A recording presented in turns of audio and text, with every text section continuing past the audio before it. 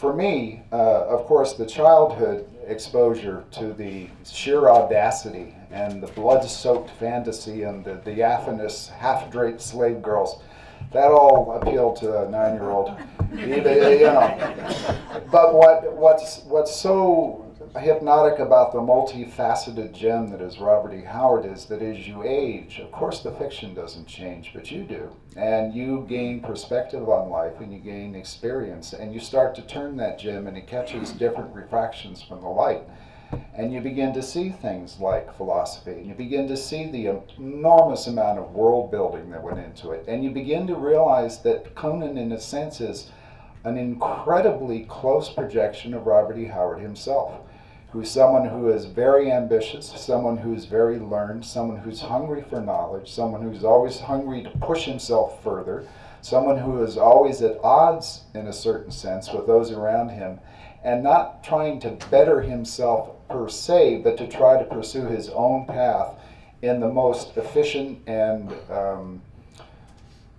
experiential way possible. And I mean, and that also kind of dovetails into his environment. We look around here across Plains today, and it's a harsh landscape. It's a difficult life that people led here then and now. It is something that demands a lot of self-sacrifice and a lot of self-discipline, and yet at the same time he's interested in history, and he's interested in language, and he's interested in philosophy. And so all of these things are just, to me, just a kind of a warped mirror of, their creator. It's an obvious point, but that continues to fascinate me as I age myself, because I return to the Howard canon, particularly the Conan stories, because they were so influential. But I love his hard stories. I love his dark you name it. I love Howard just in general.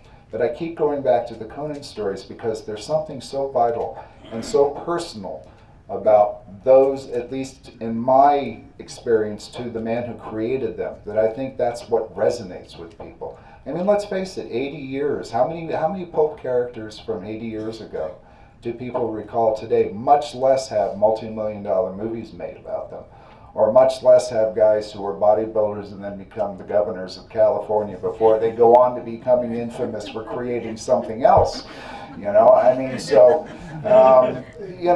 Obviously this is a primal mythic figure that has a whole lot of resonance on a whole lot of levels for a whole lot of people. And I think that that's really one of the base appeals of the whole Conan character. When did Jason Momoa decide to run for California's governor? Give him time. You brought the movie up. Sorry. I'm really sorry. And maybe now's a great time to open it, but I'll do my little quick movie thing. I sometimes, and I bristle occasionally, because I literally do have my feet in both camps. I'm a person who loves letters, and I'm also a professional filmmaker, but I do books and I do movies. And I'm often, particularly in certain fan sectors, looked upon as the movie guy. But I have to tell you that the first two in particular that I worked on, even the second one, which was, a pale imitation of the first, began with the best of intentions. And Roy Thomas and Jerry Conway, who of course, did the Conan comics for Marvel very early on, had a lot of initial input into those first two films, but then they were kind of slowly brushed aside. And then as John Milius on the first movie took over, he was not a fan of Howard, didn't know anything about Conan, but he had two key people in the art department, his production designer Ron Cobb and the art director William Stout, who were both huge Howard fans and kept saying Conan wouldn't do this, Conan wouldn't do that, Conan wouldn't do this. Sometimes John would listen, most of the time he wouldn't. So, there's always been this undercurrent of all the films, even the latest film. Paradox Entertainment was the producer. They own the character and the trademarks. And, and they put a lot of themselves into that picture. But I think that people who aren't familiar with the film business do not understand the art of compromise. It's a bastard art. It is something that gets more often than not out of hand and results in something being kind of so blanded out that all of the character and the personality and the spice is taken out and it becomes a committee project. But not always. But all the Conan films, interestingly enough, all started with the best of intentions, and to different degrees they are successful. I still just have a fondness for the first one, even with its inaccuracies to the Howard character, but at least John Milius had a point of view in that picture. And he had a philosophy that he was trying to put forward. And on the other hand, I thought Jason was a far more, he really, to me, was a very good Conan. I think he is the best Conan that they had. Now, if they just had a better story, but that's just me. Somebody had a hand up, yeah. Al made a point that has always struck me that's about Conan being a much more, not only is he, this tremendous warrior, he's one of the smartest guys in the room. Why does Hollywood always miss that? You never get the impression that any of these Conans they've given us is a guy you're going to really ask any important questions of, or a guy that's going to figure things out. He'll slash and hack, but he's... Because they only look at the They surface. always hit the stereotype. Why can't they get beyond that? Because to me, that's what makes Conan so interesting. I don't know. Yeah, Unfortunately. To repeat the question. Yes. Well, my esteemed gentleman here is frustrated, as am I, over the matter of how people can take the literary character of Conan, who has survived 80 years, is still in print, while 60 odd other books are out of print for a long time, and all the comics are getting reprinted at least. But how can they take such a complex, interesting, conflicting character? He has a lot of self-conflict in his dealings with civilization and barbarism. Like he's openly disdainful for it, and yet he will happily plunder the fruits of civilization. He'll happily use it for his own purposes. It's full of contradictions. But whenever they go to pop culture, it's always big dumb barbarian, Gordian knot solutions, might makes right, no brains required. I think it really must be a case of,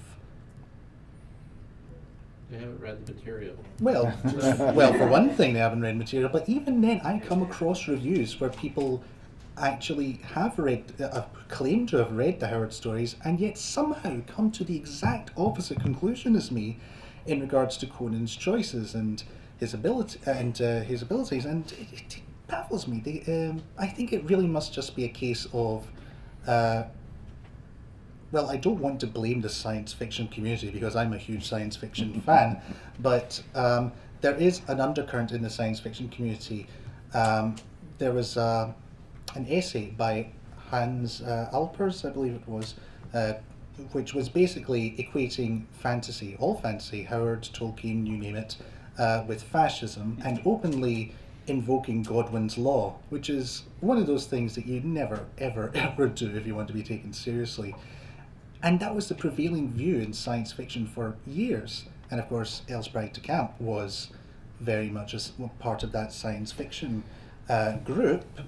And so there is the argument that he was towing the party line, or that he personally believed it, or whatever. But I don't want to blame any one thing. I think it's just a case. I think it really is just a case of pop culture taking the things which make Conan different from, say, Batman. Batman is also extremely intelligent. He's also, one of the great minds. So is Tony Stark, Iron Man, and Doc Savage, Man of Bronze, and you go all the way back. The thing that sets Conan apart from them is his physique, his cold blue eyes, and his barbarism specifically. And there's also all this cultural baggage from barbarism itself. It's equated with vandalism, destruction. The name vandalism, and you just think Vandals, barbarians didn't destroy the Library of Alexandria. Barbarians didn't burn books on the steps of the Reichstag and stuff like that. Not to get political or anything like that, but it's like that's part of the thing anyway. I don't know. I'm just ranting now.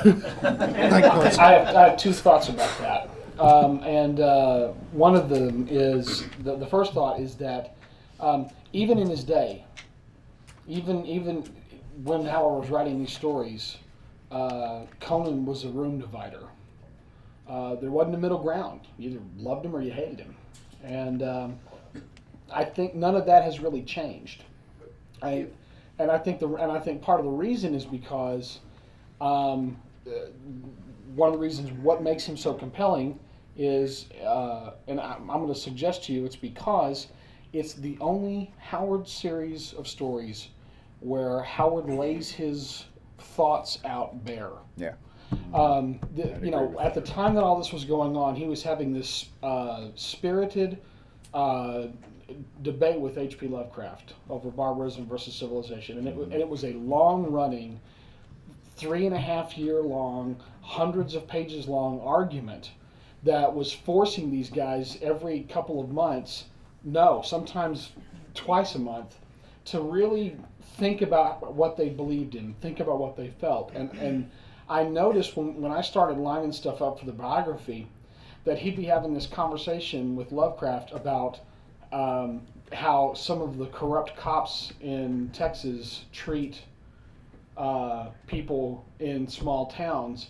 And Lovecraft is like, that's ridiculous. That doesn't happen here.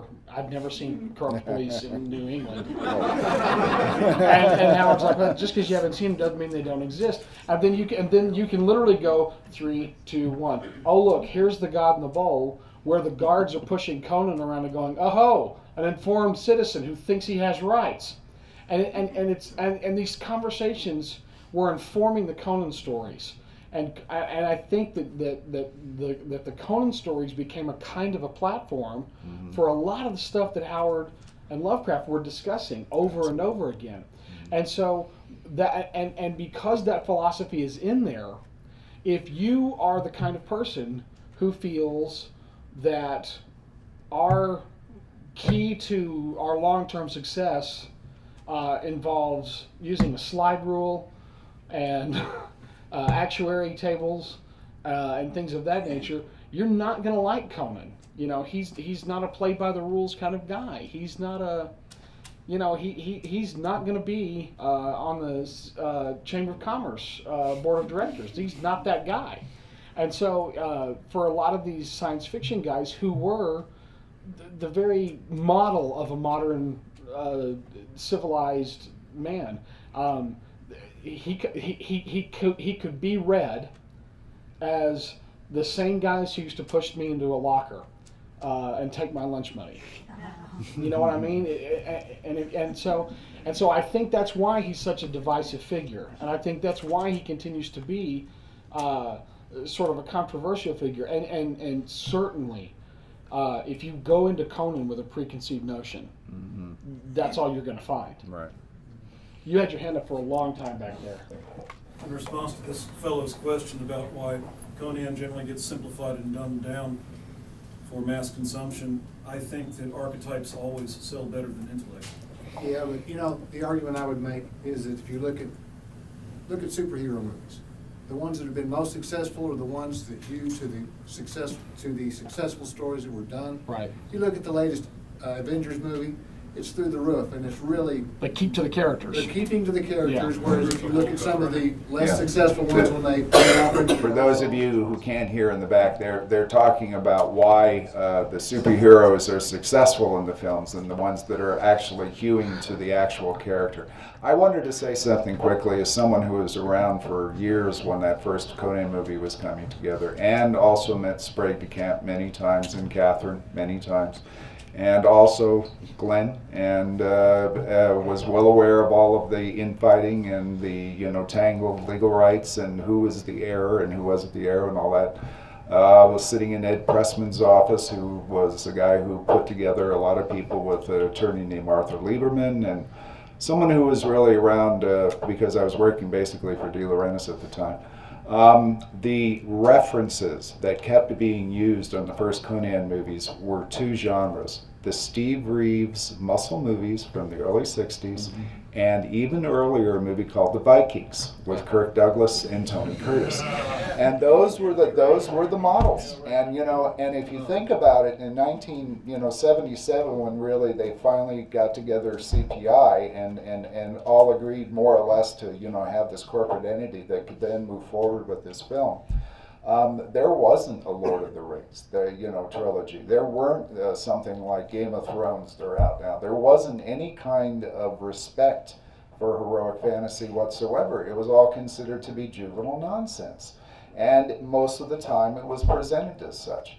So there was that to fight against. But if any of you are aware of the gestation of a project that didn't happen that was going to be done with Arnold and John Milius again, called King Conan, Crown of Iron, which is online, the script, by the way, or some of the versions of it. This was at Warner Brothers for a number of years before the last movie came to be. And it basically involved everything that we're talking about here. Conan has become the king of Aquilonia. He's got internal political problems. He's got a son who's rebelling against him, and he is the Conan of the Howard stories at an advanced age. But that just never happened, mainly because Arnold decided he wanted to become governor. And so that finally blew apart. And also the development process in films is increasingly difficult and long-winded. It takes literally years to get things greenlit. And sometimes not, but most of the times it did. So it's not as if now that people aren't aware of it. But there's this really weird phenomenon in Hollywood. Every time a movie gets made, even if it's a remake, and everything's a remake these days, you have a whole new crew of people who come in and they say, I want to put my individual stamp on this and make it different from the one before. And for some reason, for this last film, people said, okay, it's been 25 years since the last Conan movie.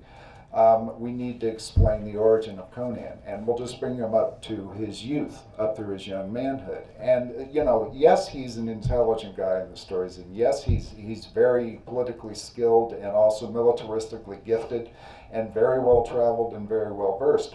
But the movie, the last one, didn't get him up to that point. It turned into a simple revenge story, And even though it was, as a whole, Conan, the last Conan the Barbarian reminded me of a good pastiche, which was kind of interesting. I thought it was a good action movie, for what it was, but it wasn't Howard. I mean, parts of it were, and yet there was Jason being the best Conan that I'd seen yet.